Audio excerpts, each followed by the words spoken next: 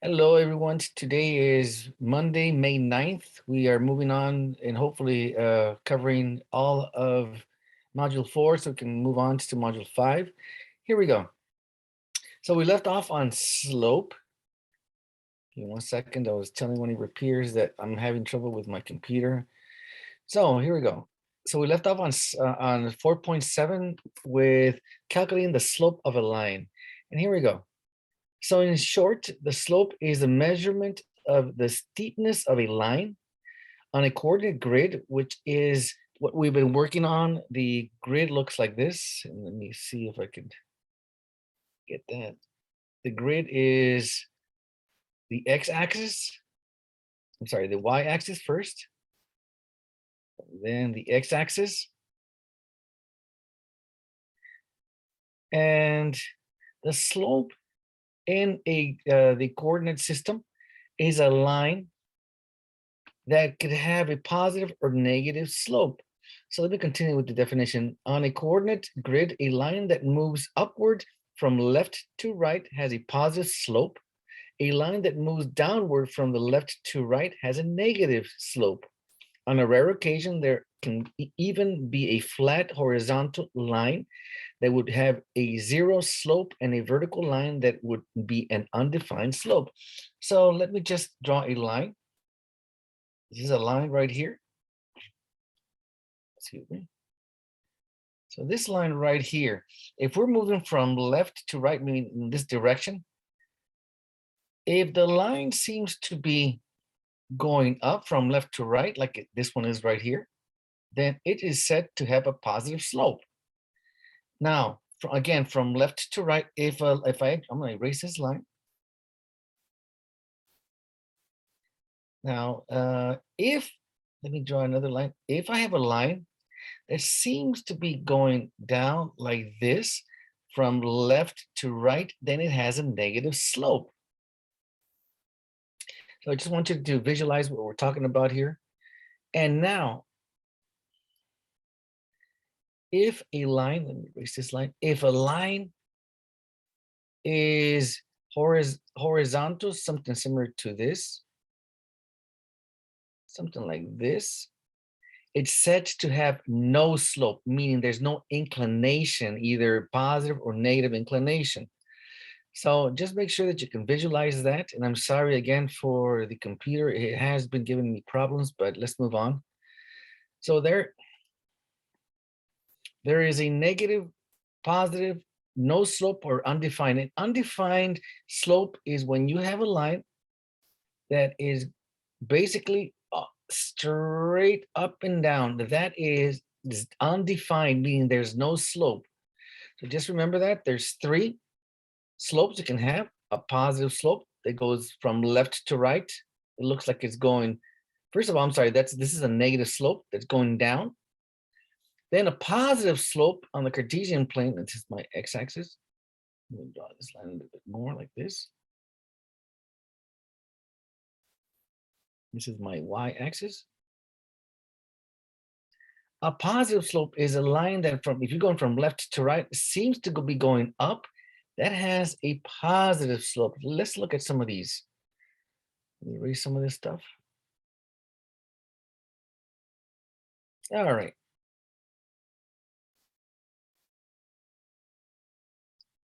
Let me move down a little bit. So the slope is calculated with this formula right here. This formula says the difference between the y coordinates divided over the difference between the x coordinates gives you the slope. So these, remember when we're talking about coordinates?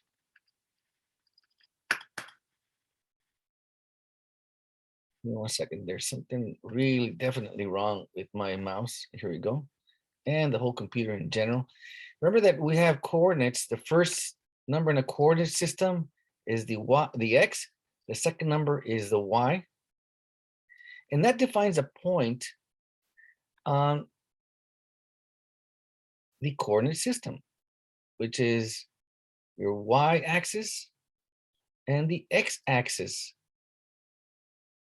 Now remember also that we're talking about slope. The slope is basically how a line can go positive, meaning go up, from left to right, meaning from left to right, from left to right.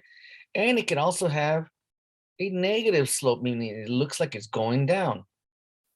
So the way that you find that is you have to have at least 2 points in order to find the slope. So let me erase some of this stuff.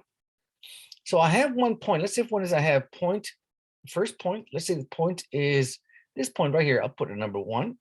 Then I have another point, which is point number 2. And remember that each point has coordinate x and y. And I'm going to label this. This is 2 points, the second point. If I have 2 points, I can easily define the line as being positive, negative, or no slope, or undefined. Remember that it's undefined is when the bottom equals 0. When the bottom equals 0, that basically means it's undefined. So let's move on. Let's try to find the slope of some of these coordinates. So let's go down further down to the first. Okay, let me see. So give us some numbers right here. So I'm going to write my equation before we even start, so I can start really visualizing slope. The equation for slope equals the difference of the y coordinates. And it's important to note that the difference is the second coordinate minus the first coordinate, y coordinate that is, divided by the difference between the second x and the first x. Okay. So now here we go. So if that's true, then all I have to do is plug in my numbers. But before I do that, I have to decide which number is going to be my first coordinate and which point is going to be my first coordinate and which one is going to be my second coordinate. So I got 2 coordinates, 4, 12, and 6, 16. So it's arbitrary. You can choose whichever one you want, but you have to be consistent. So I'm going to say this point right here, 4, 12, is going to be my first coordinate. My first point, and this one over here is going to be my second point. So with that said, I'm just going to plug in those numbers. So my second y is this 12 right here. So I'm going to put it in there.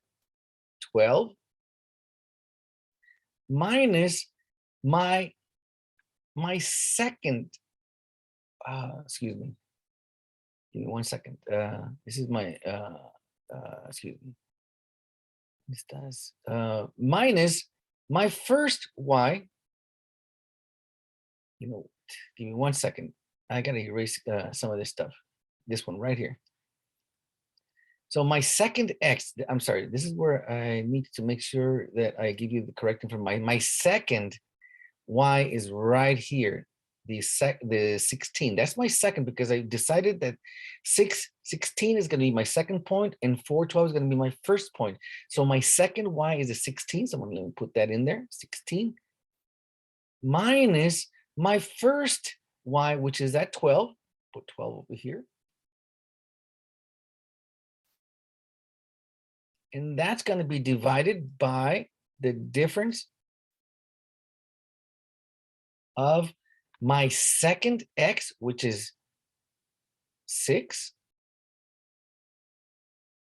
minus my first x, which is 4.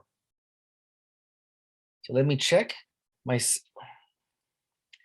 second y is 16. It's written right here. My first y, which is 12, is written right here.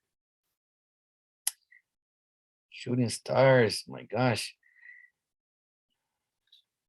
My second x is 6, which is written right here. And my first x is 4, which is written right here. So now I have to do just straight subtraction. 16 take away 12 is 4. I'll put that down. Over 6 take away 4 is 2. And I know that both of these numbers are divisible by 2. by 2. So how many 2s can I get out of 4? 2. And how many 2s can I divide by 2? 1. So my slope is 2 over 1 or just 2. That's my slope. And let's see if they have given us that information. Shooting stars, oh my gosh. I'm telling you, this really is giving me a hard time. And there it is, I'm sorry. Right here.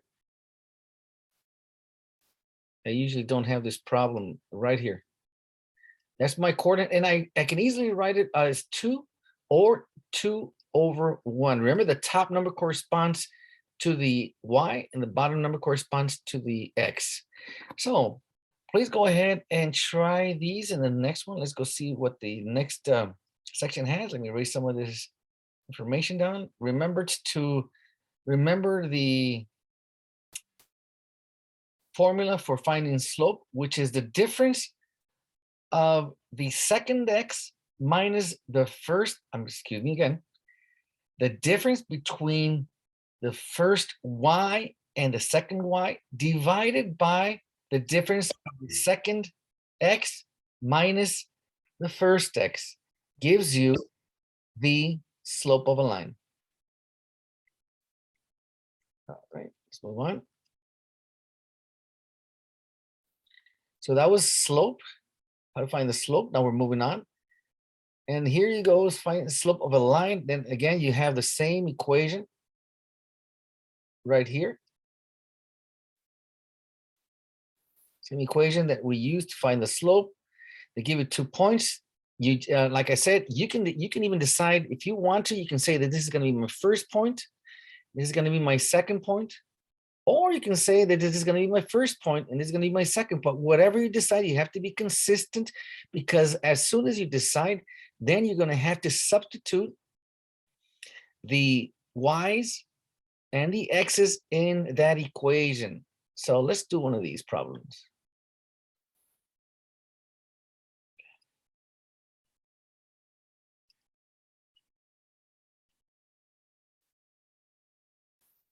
Let's do number 1. So keep in mind as we're doing this to use this equation to find the slope. So right away, I got 2 points. One that is at 2, 5, and the other one is at 6, 13. And I'm going to put my x's because in my y, so you'll know that they're ordered pairs. Another x and another y, just so you know that you got ordered pairs.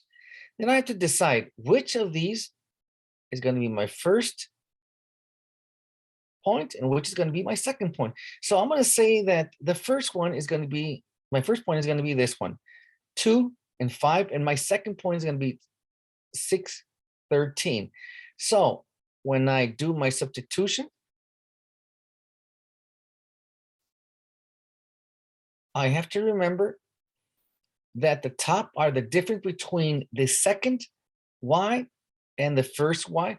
So my second y is 13. So I'm going to put 13 right here, minus my first y, which is 5,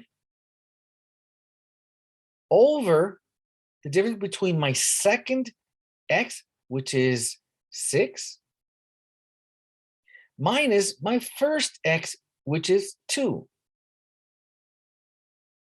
I'm going to start doing the calculations. 13 minus 5 is 12. Excuse me. Erase that. Again, 13 minus 5 is, oh, shooting stars, 8. 6 minus 2 is 4. And I know that both of these numbers can be reduced by dividing by 2, meaning how many 2 is going to 8? Now there's 4 2's that can go into 8. And actually, I don't even have to do that. I can even bring a bigger number, 4. How many 4's go into 8? 2. So let me erase that. Because if I use the 2, then I'll have to do that again. How many 4's go into 8? 2 times. And how many 4 is going to 4? 1 time. So either my slope, you can write my slope as 2/1, or 2 divided by 1 is just plain 2. The most important thing is this, 2 things, that you remember the formula for finding the slope. And once you have your coordinates, you have to remember that they're ordered pairs, and you have to decide, once you know the coordinates of those 2 points, to decide which is going to be my first and which is going to be my second. And as soon as you decide, substitute them in the equation, and you should get your right answer. And let's see what we got for number 1. And there it is. Let me see. You might not be able to appreciate it, but there it is. For number 1, we got 2 or 2/1. But in this case, we simplified it to signify 2. So let me erase that. So try your hand on those. You have several of them to do. And I'm hoping, oh my gosh, and I'm hoping that this computer is much better as we move along, because I am really having a tough time with it. But let's move on. So that was section, excuse me, 4.8. Now we're 4.9. 4.9 is check your understanding of slope. You're going to have some questions, and you do have it up until the 15th of which is next Monday to finish, or actually I should say next Sunday to finish this up, because remember, we have a census coming up, which is the second time that we do attendance. So try to finish as much as you can. All right. Here we go. Lesson 10, the Pythagorean theorem. This is another important measurement tool. When we have a triangle, we can use this to find distances from legs to the hypotenuse. And let's see what the Pythagorean theorem says. All right.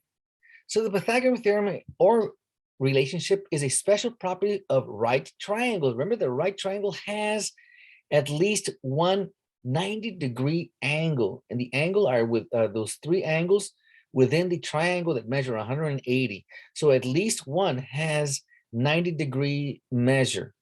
So the Pythagorean theorem, Pythagoras, who lived around 500 years ago. The theorem tells how the lengths of 3 sides of a right triangle relate to each other. It states that any right triangle, the sum of the squares of the 2 legs equals the square of the hypotenuse. And we'll go over what the hypotenuse is in a second. We will just describe the important key terms of legs and hypotenuse in just a moment, but I'm going to do it right now. So I'm going to draw a right triangle.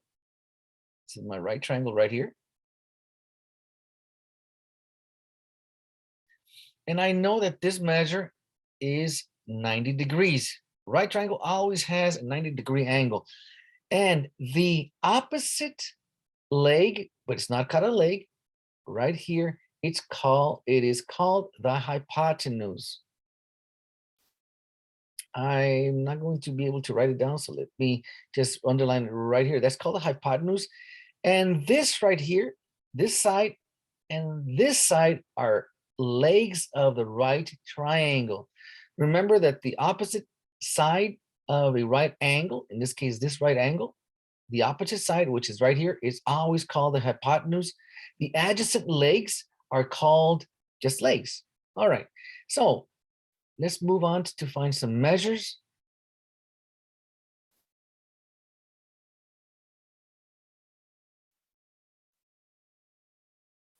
And this is the equation that we need to memorize, excuse me.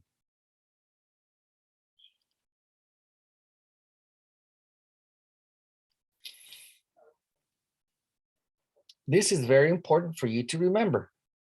A squared plus B squared equals 2 squared.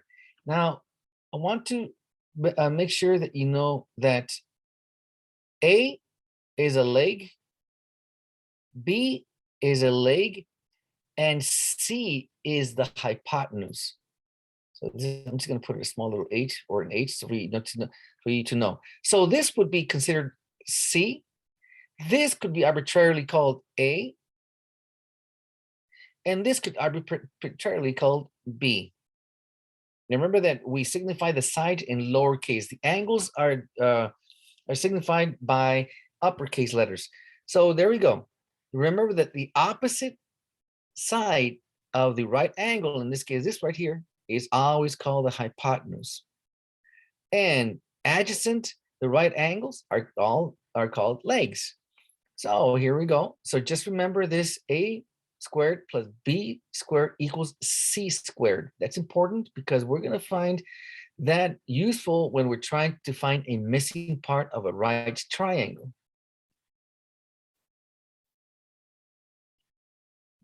Let me erase some of this stuff so we can move on.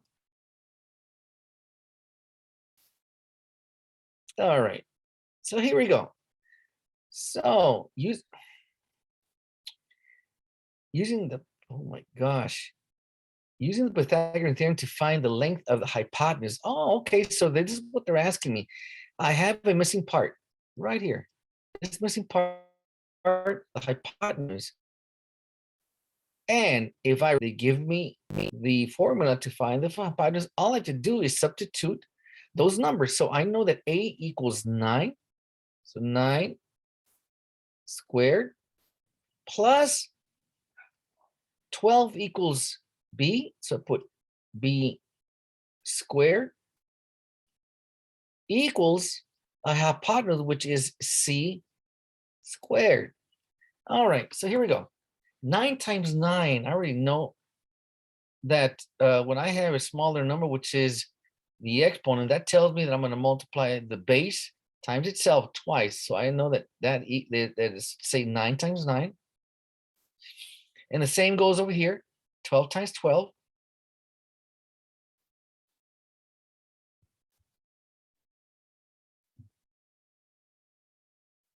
And I know 9 times 9 equals 81. I'll put that down, 81. And I know 12 times 12, excuse me, equals 140. Let's say 141. One second. I haven't done this calculation in a little while.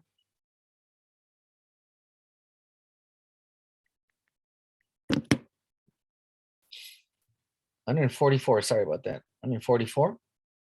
Adding those two together before, let me put what I don't have down. Now, 81 plus 144 equals 225. And 225 equals C squared, but I don't want C squared. I just want C. Now, you might not, let me give you a refresher. The way that we find what 1C is, well, this says C squared basically means C, oh, shooting stars.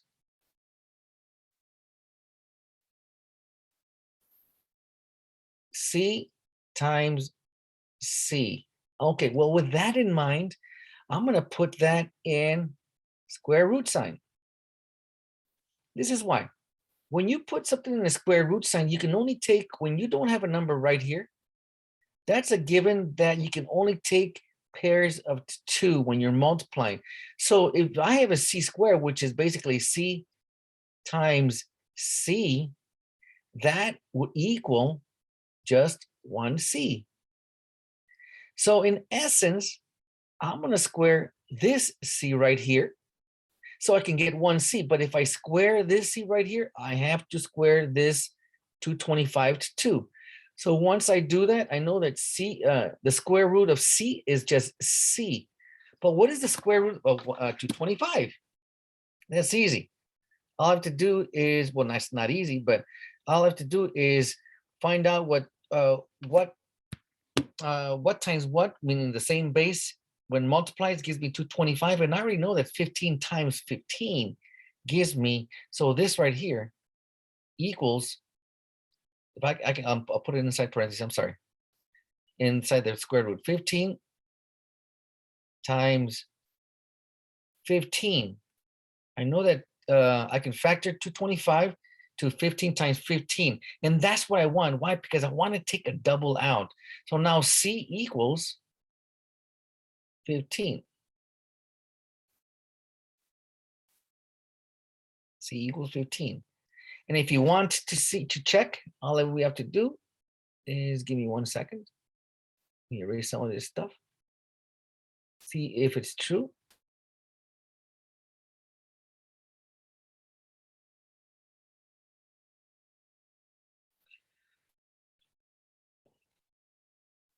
Is in place of my numbers, I'm going to put what I said they all equal. So I know that 9, I already have a leg, which is 9 squared plus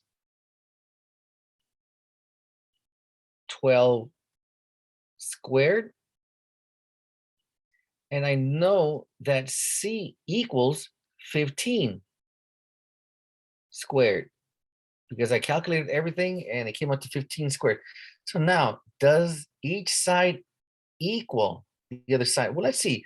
I know that 9 times 9, we already did the calculations, equals 81. And I know that 12 times 12 equals 144. I know that 15 times 15 equals 225. How about this side? 81 plus 184. Well, let me do the addition of here.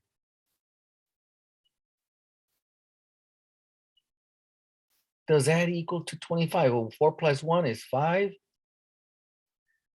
4 plus 8 is 12. I'll put the 2 right here. I'll carry the 1. Does 1 plus 1 equal 2? Sure does. So I know that this side equals 225. And this side equals 225. So I know we got the right answer. The most important thing, again, is to make sure that you remember the Pythagorean theorem, which basically says a squared plus b squared equals c squared. Remember that c is a hypotenuse, b and a are legs, and this corresponds to a right triangle. You have a video right here to give you more information and background on the Pythagorean theorem. Make sure that I do want you to know that I am going to be available in case that you need some help. All I need is an email letting me know that you might want some help. So here we go. Let's go on to see if we could find some information. So for number 1, let's do number 1 right here. Number 1 leg of a triangle measures 15 inches. The other leg measures 20 inches. Find the length of the hypotenuse. Okay, so this is what they're saying. I'm going to write this down. I got my right square, my right triangle. And they're saying one side, let's say this one, let's say this is B, measures 20 inches. And then let's say this side is side A, which measures 15 inches. What I'm trying to find is the hypotenuse. What does the hypotenuse measure? Well, I already know that all I have to do is remember my formula for finding for the Pythagorean theorem, which says, excuse me, gosh, I'm sorry, this is not a very good start for me. I'm having trouble with my pointer as well as my mouse. I'm sorry, my mouse and my computer. A squared plus B squared equals C squared. And all I have to do is substitute those numbers. So here we go. A, I know equals 15. And I'll put my little square. Plus B, I know equals 20. Squared. That all equals C squared. All right, so here we go. I know 15 from the other calculation that we did equals 225. I want to put that already because 15 times 15 is 225. And I know that 20 times 20 equals 400, excuse me.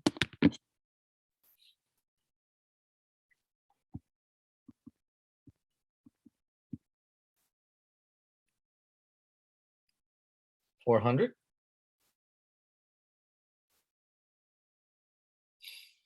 equals C squared. Now I'm going to add those two together.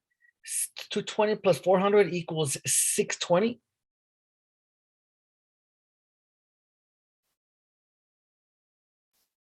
Equals C squared. So I'm almost done. The thing that I need to remember that I don't want a C squared. I want a C because that's the side I'm trying to find, C. So here we go.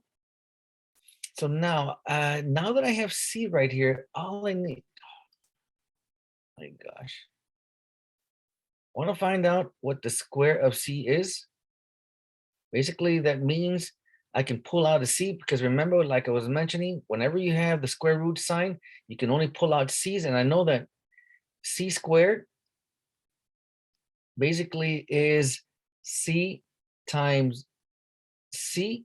And when I do that, I know that I can only pull out doubles. So I know that C squared, or when I have the square root of C, which is C times C, that equals only one C. But when I do to one side, I have to do to the other side. So I'm going to put my square root sign right here over that. So now I'm going to put this up here. Now I got C equals, I'll put my square root sign, 620. So now, shooting stars. So now I got to start thinking about what two numbers, when multiplied together, give me 620. What number, when multiplied by itself, gives me 220? So I'm going to start with, I see the 20. I know that 20 could be divided by 4 and 5, and I know that the 6 could also be divided by 2. So I'm going to say it's going to be divided by 2 at this point. So 2 times, well, if I divide 620 by 2, it's going to give me 310. And I'm just moving down the method. I'm going to factor each time. I'm going to just factor by 2's. So I know that 2 times 310 is going to 620. And I'm still don't have, I want to be able to get doubles out. So I'm still going to break down 320. The 2 can stay as it is. So 310. Give me 1 second. Let me get my, so I'm telling you, it's not my day. All right, I'm going to put my 2 down. And then I know that 310 can also be divided by 2 again. So 310 could be divided by 2. So I know that 2 times 155 gives me 310. All right, so I'm getting somewhere. So now, I'm still great breaking it down. I mean, this is a long process for me because I don't know how to, I don't know my 620s. I really do know I could, oh, shooting stars, I'm sorry. Give me 1 second. It's 25. Give me 1 second. I'm sorry. I'm having a tough time with my. Yeah, that's okay. That's okay. Take your time.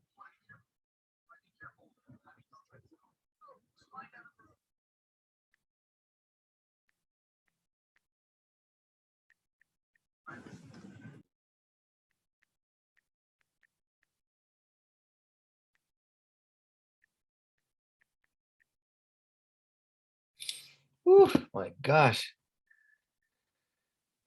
okay. I'm sorry. I'm having a tough time with my pointer, but here we go. All right. So I'm sorry, Dinesh, you were saying something? I'm sorry. No, that's okay. No, I thought like since you're having a hard time, I was just gonna say, if you need help, I can use my phone and then get the, Yeah. So I know. Okay, so let's move on. So 155. I know that can be broken down by 155 times 150, 55 divided by 5. It's 31. So at this point, I have, wow, it's going to be a different number. So I know they can take out a 4. So I'm just going to give, I'm going to leave that shooting star equal. So sorry. I know they can take right here, doubles, right here. These two doubles. I'm going to stop right here. These two doubles. I know they can take out the 2 and then put 155. I know I can take a 2 out of there. So I know there's going to be a 2 out here, and I'm going to leave the 155. I know I can reduce it, but it's for the time 6. Oh my gosh. So it's 2 and 154. Shooting stars. Aye. that's okay, that's okay. Okay. So number 1 should have been 225. If you work down the 620, let me see, 400. Let's see. If that's the case, give me 1 second, okay?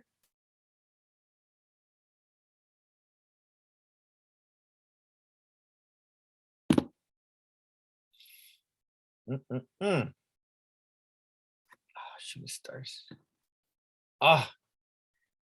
It's really bothering me. I'm so sorry. It really is bothering me. No, that's fine, that's fine. It's okay. First of all, I needed to make a correction right here because 15 times 15 is 225.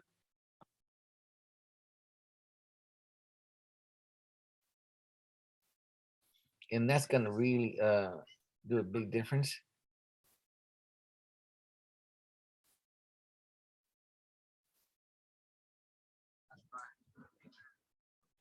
All right.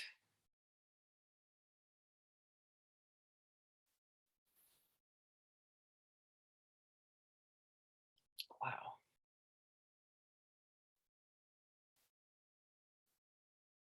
I'm usually not this problematic with my computer, but it becomes a problem. So let's move on. So I know that at this point, now that I made the correction by 5, I know now that 5 times shooting stars. I'm gonna say put it up here.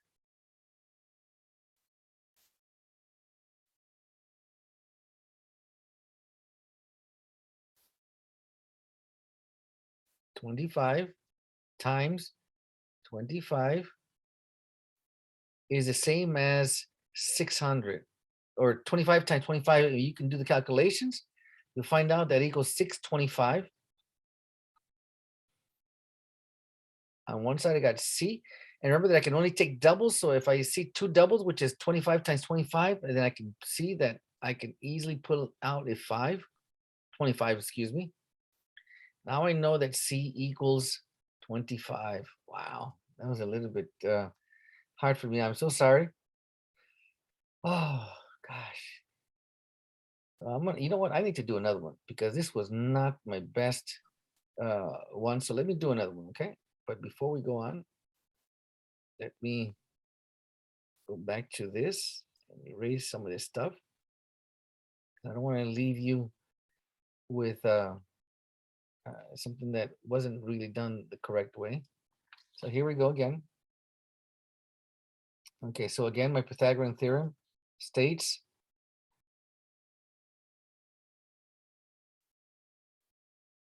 a squared plus b squared equals c squared. Now let's go to number 2.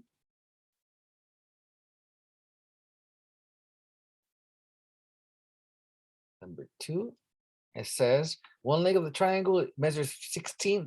Oh, they give me the hypotenuse equals 34. Oh, okay. So now, okay, so let's see. I can either choose A or B to be the leg. So I am going to say that one of my legs equals 16, and I already got the hypotenuse, which is 34. I'll have to find the missing leg, which is what they're asking me to do. So in place of these legs, A or B, I'm going to put 16. I'm going to say, let's say B. So I'm going to put A squared plus 16, which I'm replacing B with, squared, equals, now we got the hypotenuse, which is 34.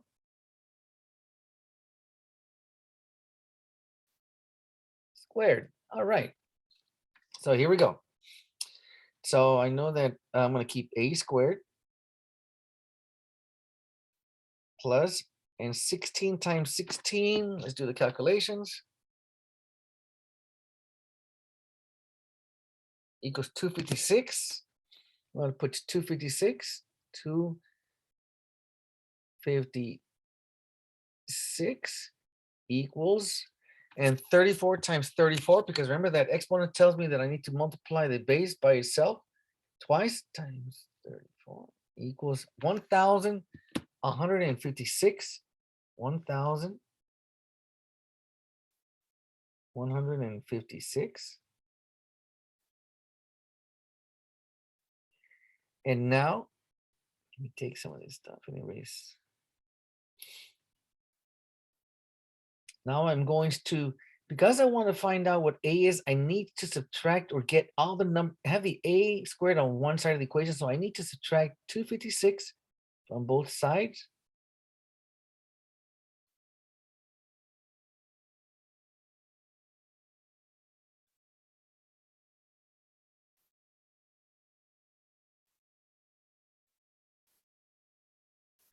Once I do that,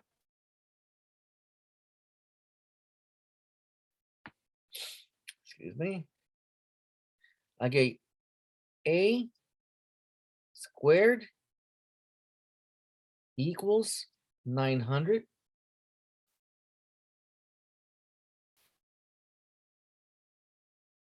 Okay, here we go.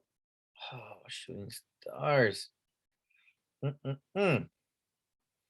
So here we go. So now,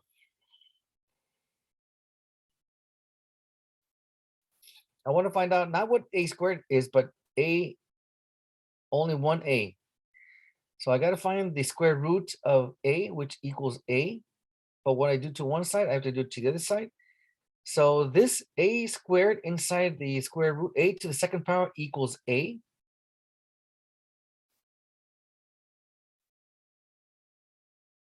Give me 1 second. And I know that, and I cheated, 30 times 30 equals 900. I factored, remember that I want to take doubles out, meaning double factors. If I have a double factor in there, that means I can pull one of those out, and meaning in essence, pull both of them out. So now A equals 30.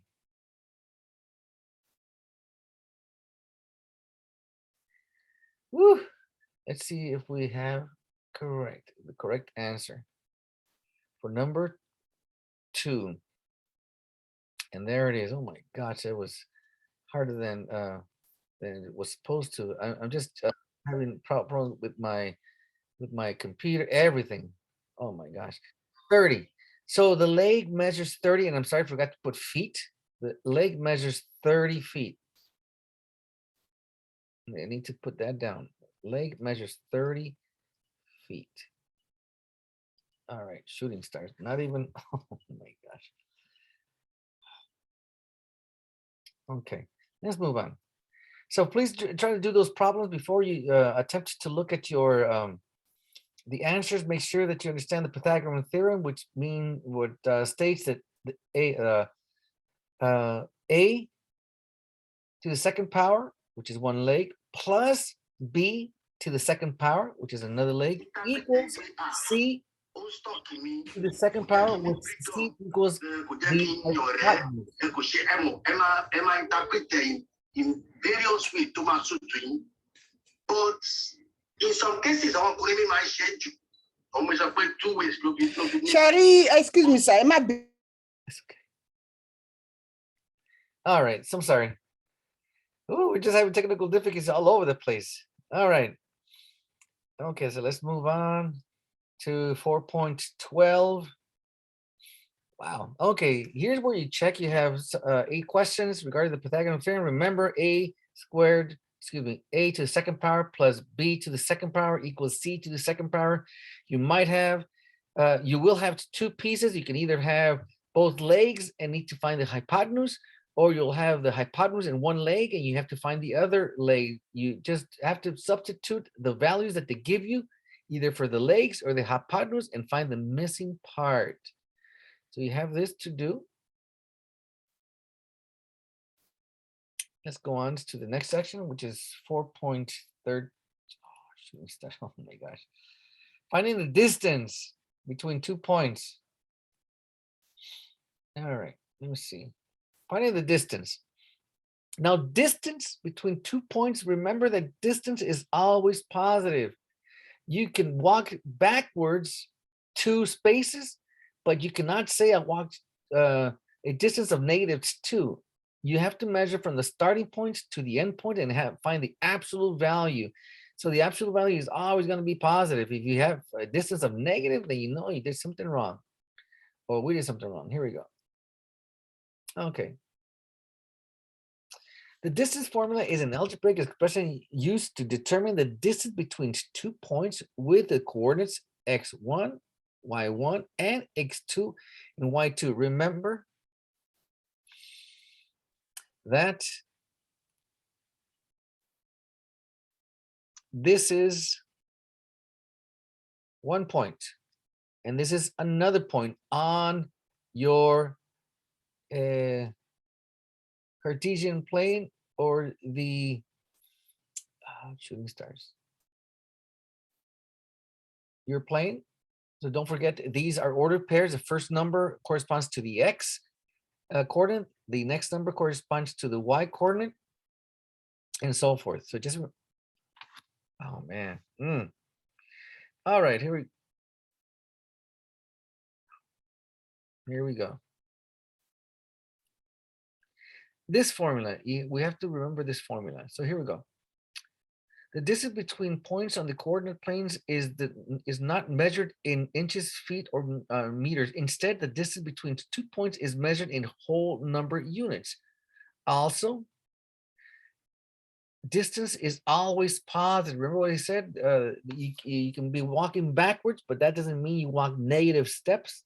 You have to measure how many steps, even though you walk backwards, it's a positive number that you walked. The distance is always positive. So remember that. Note, finding the distance between 2 points uses the same labeling concept that was used with the slope of a formula. Remember that we used two points. The first point could be arbitrarily chosen as the first point, and the second point arbitrarily the second point. For instance, let's see. I'm going to remember this right here. This is going to be my distance formula.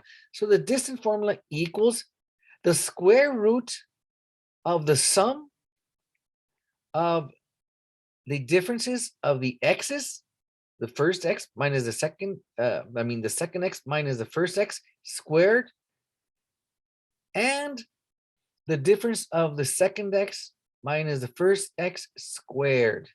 So remember this formula when you are trying to find the distance of 2 points on the coordinate system.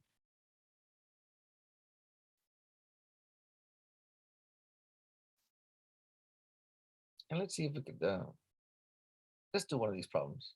This one right here. So, okay. So on a coordinate grid, point Q is located at 1, 3, and point R is located at 7, 11. Find the distance from point Q to point R. Oh, okay, that's simple. Remember, they give us the distance formula right here. This is our distance formula. So all I have to do is substitute those X and Y's into the distance formula. But the first thing that we need to do is decide which of these 1, 3 or 7, 11 is going to be my first and which one is going to be my second. Just for the time of sakes, I'm going to say that this is going to be my first point and this is going to be my second point. And remember that ordered pairs. So this is going to be my first X. This is going to be my first Y. That means that this is going to be my second X.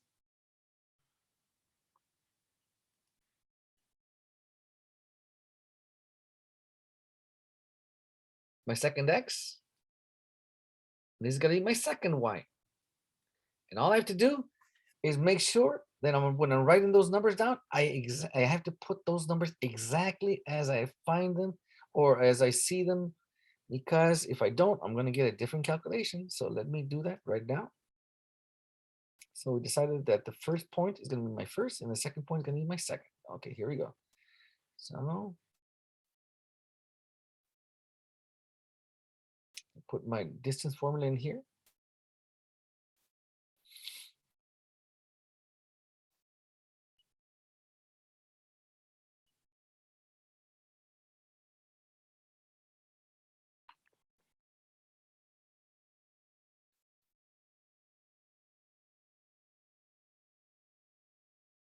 All right, here we go.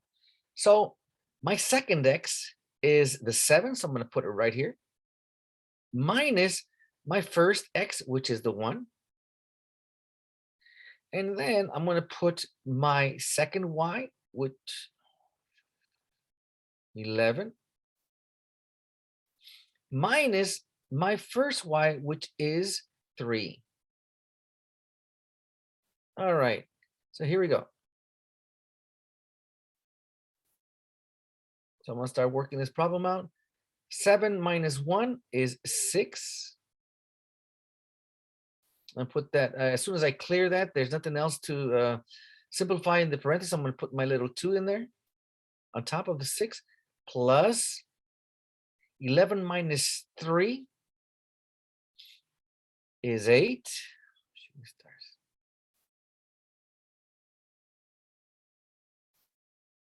It's 8. I'm going to put a 2 there. And I know that 6, I'm going to put this up here. 6 to the second power is 36.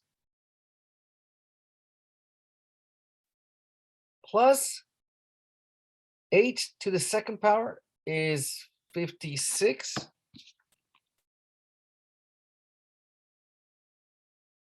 Sorry, 64. 64. Add those two together.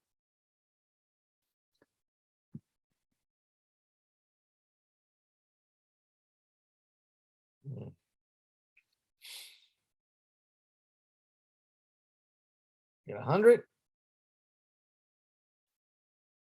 And I know that I can start breaking that number down. 10 times 10, right? 10 times 10 gives me 100. And remember, when you have the square root sign, you got to take doubles. And here I got a double. So the square root of 100 equals 10. So the distance between those two numbers, which is 1-3 and 7-11, is 100 units. And let's see how they broke it down. And let me erase some of this stuff. So remember 10. I'm going to leave this up here, but I am going to scroll down so you can see.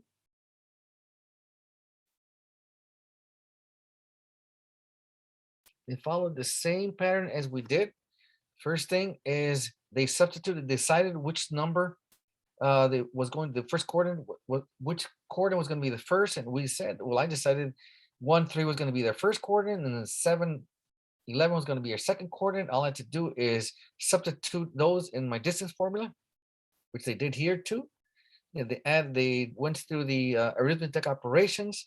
which is 7 minus 1 gave you 6. 6 to the third power, second power is 36, and then 11 minus 3 is 8. 8 to the second power is 64. Add those two together, you get 100, and 100 to the square root could also be written 10 times 10. And I know that when I have the square root over some numbers, I can only take doubles, and that's why I took the 10 out as they did right here. So the distance between those two is 10. Whew, my gosh. Let me see what we have, how much more time we have. I think that we might not have that much time. In fact, see, 6:02. Give me 1 second. I just want to see what is what's next. If we could maybe because I would like to move ahead, because I know that we have been on this section. Okay, so 4.14, the same thing. You have to remember that the distance formula, use distance formula, which says the distance between 2 points equals the square root of the difference of the x's squared plus the difference of the y's squared equals your distance.